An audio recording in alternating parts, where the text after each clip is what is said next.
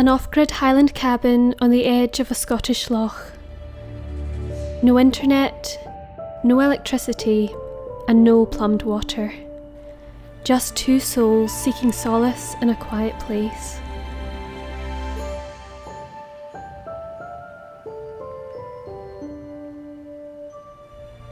Join us and embrace the calm of a haven in the wild.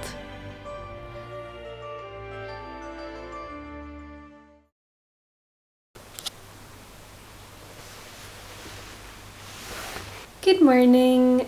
Today is the day that we are supposed to be going on our trip to Loch Awe. We've booked a lovely little cabin, but we have just learned, unfortunately, that there's been flooding on the train lines, so our train has been cancelled. We got up super early because we wanted to get in early and make the most of the day, but it's been cancelled, so we're hoping to get a later one, but we just need to wait and see.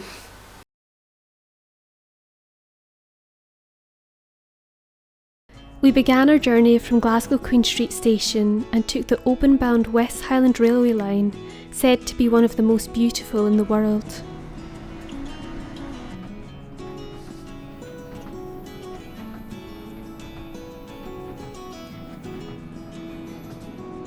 Around 2 hours later, we disembarked in Dalmally.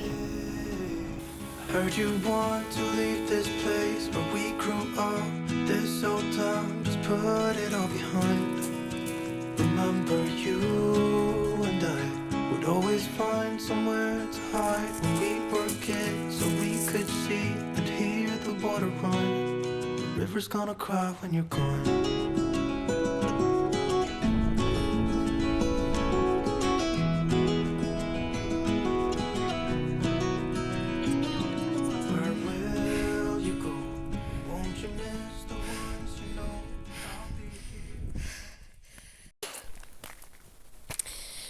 We have just got off the train at Dalmally and we're cycling up the road to go to our accommodation. I have no idea if we're going the right way or not, but I'm just following Peter and hoping for the best. On our way, we pass the monument to the poet Duncan Ban McIntyre.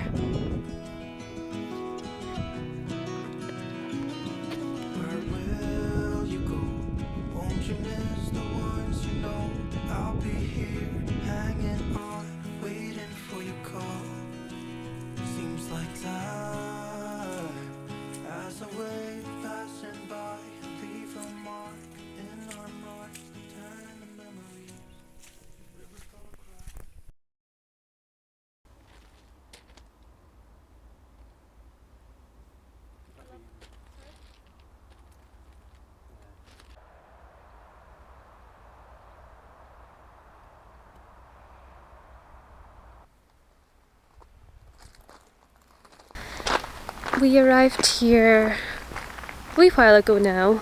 It's kind of coming into early evening. We have not really done much. I'm actually kind of bored, but like in a good way, you know. Like work's been super stressful recently and I've been feeling quite low and a little bit anxious as well recently. So I try to take these kinds of, I don't know, like off-grid retreats at least once a year, because it's just such a good way to like centre myself and to remind myself it sounds silly, but like of who I am and why I'm here on this planet.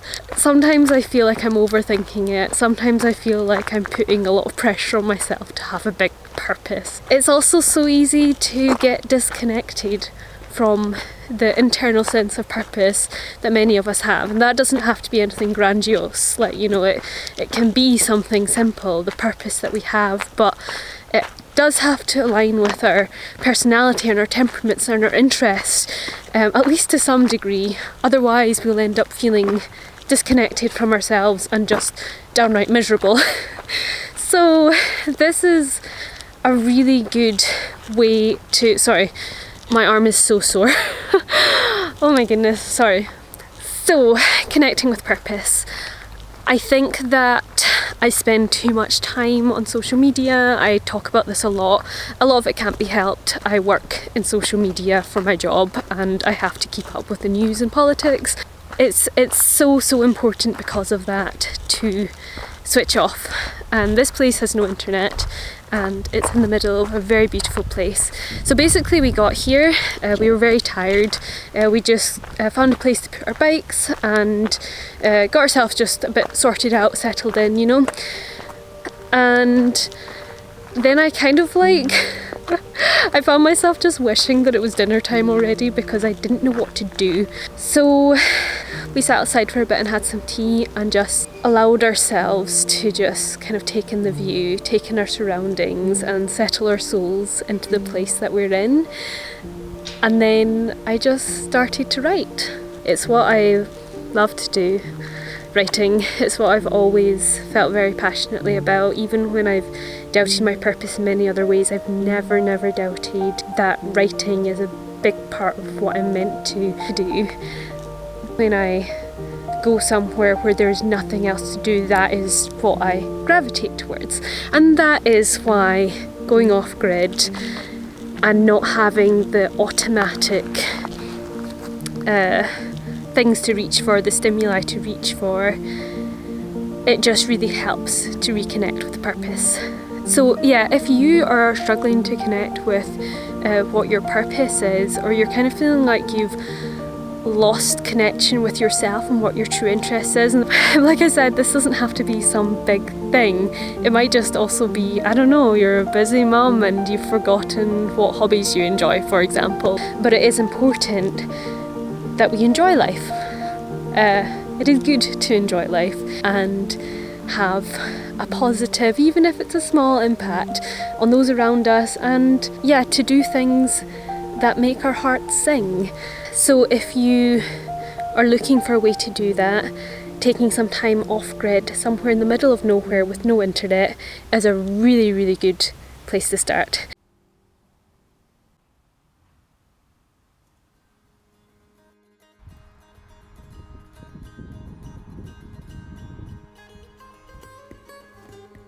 And so we woke to a new dawn, stepping out into a heavenly place. It was a wee bit overcast, but that didn't matter. The clouds made it all the more atmospheric.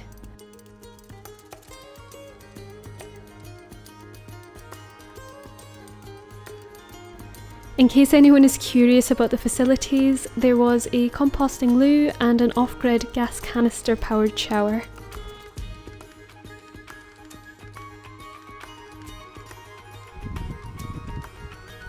First thing in the morning was like most, making our morning tea before we headed out for a walk. Only this time, I needed to embark through a field to the camping stove near the hut. Lovely when it's dry, though that wasn't likely to last long.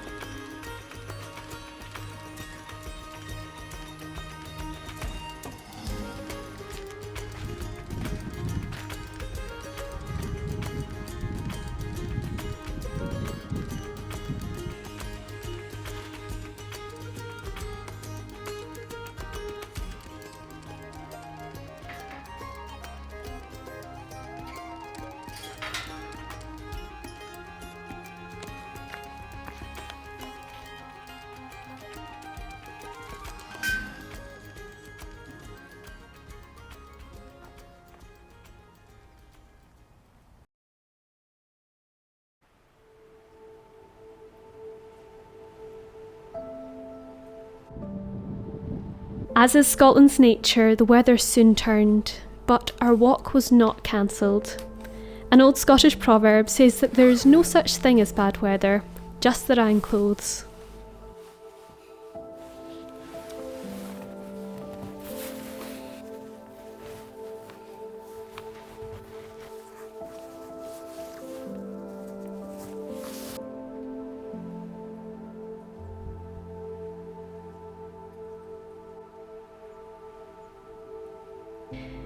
The outer world became a dreich haze, tiny droplets multiplying into thousands to embrace every surface of our clothes.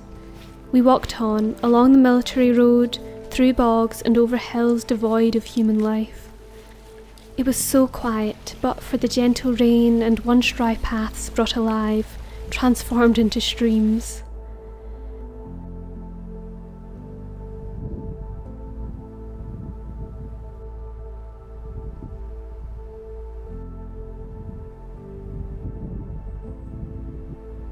An ethereal spirit of mist cloaked the forest, then swept on, an aurora-like display of drizzle and wind.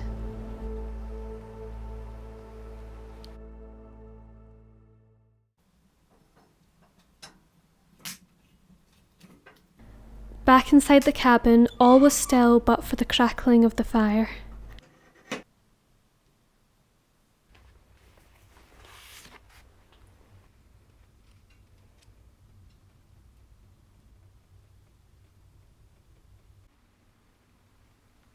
It's been a really lovely day, but a very wet one. We went for a walk out in the wilderness. It felt very wild. It was an old military road that we were walking along, so it was quite overgrown and very boggy in places, and it started to rain and rain and rain, and so we came back and jumped into our swimming costumes and ran down to the loch side and jumped in the loch really quickly and then ran out again.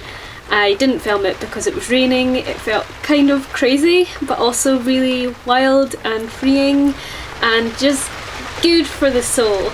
I don't know, just good for the soul. And now we are back in the cabin and feeling very cozy. The storm has wrapped right around us.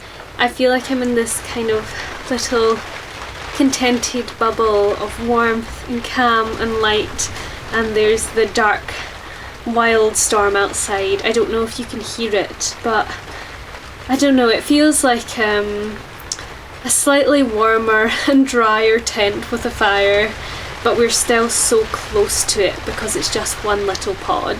Though I have to say it was not very fun to go out to the bathroom in the wind and the rain and the dark. But suffice to say, we're so glad that we came.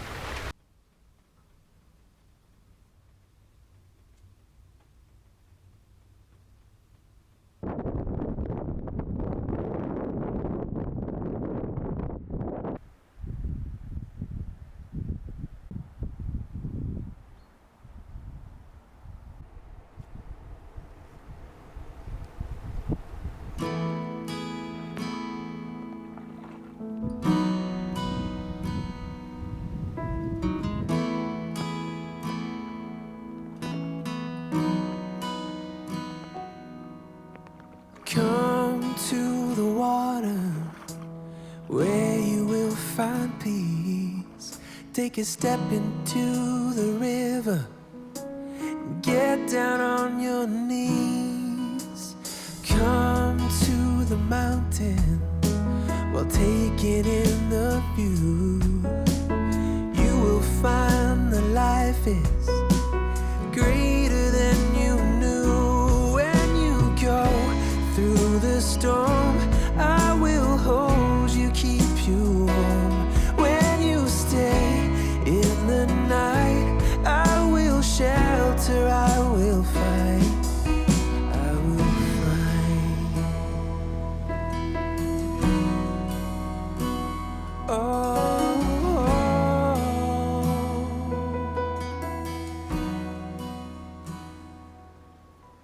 Oh, so I make it look idyllic. In reality, it is absolutely freezing in there, but very nicely the sun has just come out. I'm gonna go get a warm shower and get myself in front of the fire because it is so cold.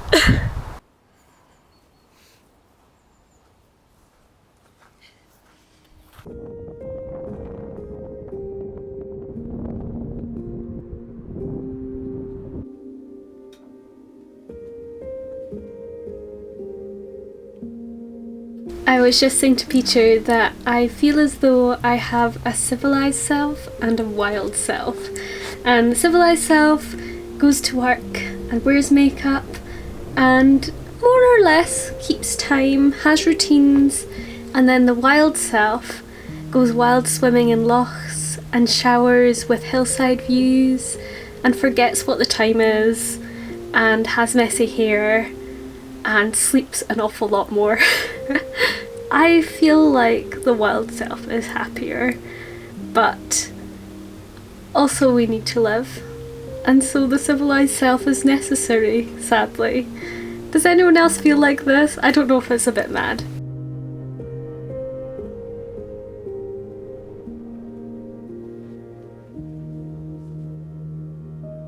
I felt cocooned in a sanctuary of warmth, cooring into a contentment deep, my soul fed with adventure and my heart with ease. I only wished we could have stayed longer, but instead I tried to stay in the moment, enjoying the simple joys of an escape that became a homecoming.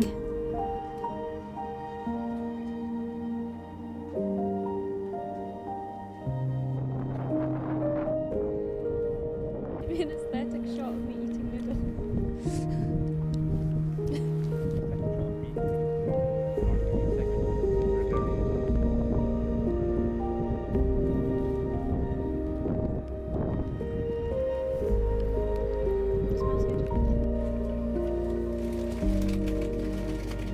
For the rest of the day we wrote and talked and toasted marshmallows on the flames.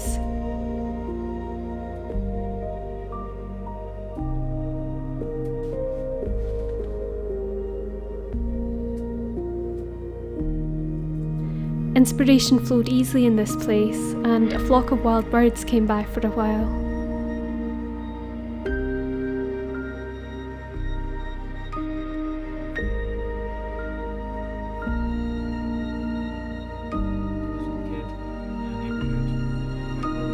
In the evening, the sun shone golden once more, then lay its head to rest. Thank you for coming with us on this off-grid cabin retreat. Be sure to like the video if it brought you peace, and subscribe for future content. But until next time, it was lovely to have you here.